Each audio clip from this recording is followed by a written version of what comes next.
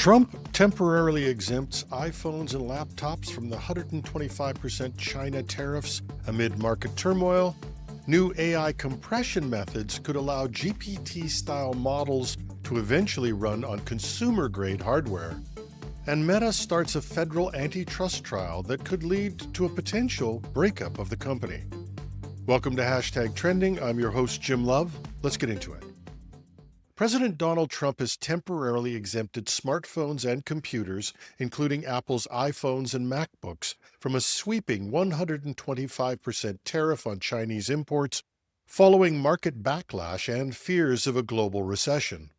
The exemption, announced late Friday by U.S. Customs and Border Protection and formalized in a White House memorandum on Saturday, applies retroactively to April 5th. It also covers key electronic components such as semiconductors and flat panel displays. The move is seen as a reprieve for tech companies like Apple, which assembles the majority of its products in China, although the company is scrambling to move production to India. Despite the exemption, Commerce Secretary Howard Lutnick clarified that it's only temporary.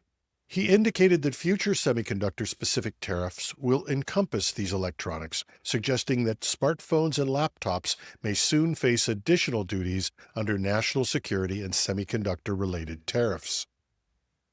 The initial announcement of the 125% tariff had sparked concerns of significant price hikes for consumer electronics and potential disruptions to global supply chains. Apple, for instance, had been urgently flying shipments of iPhones into the U.S. to avoid the tariffs, with analysts predicting that the price of an iPhone 16 Pro Max 256GB phone could jump by $350 US, or 29%, to $1,549 US due to the tariffs.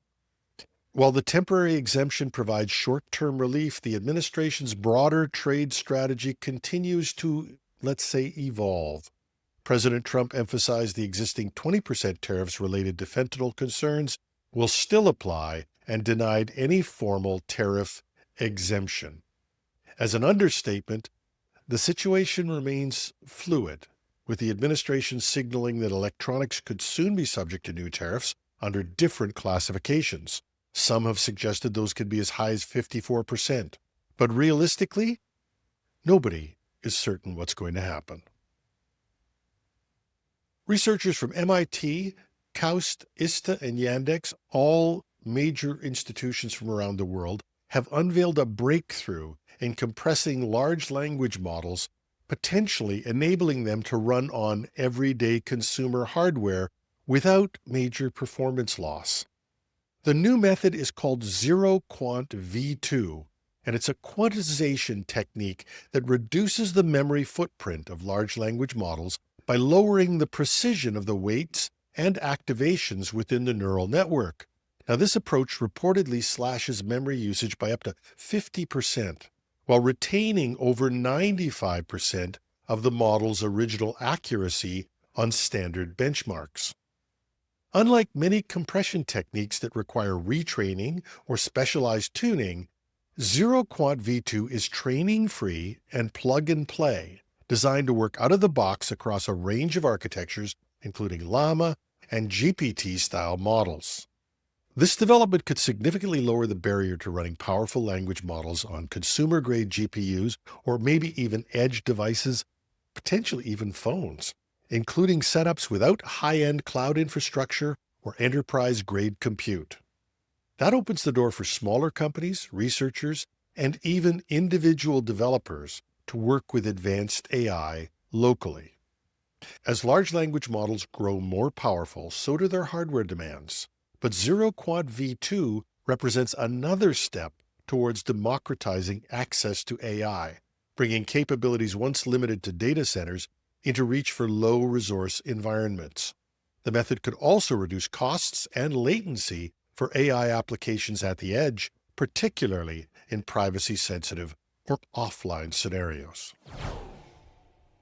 The Federal Trade Commission's antitrust trial against Meta Platforms, Inc. has commenced on April 14th in Washington, D.C.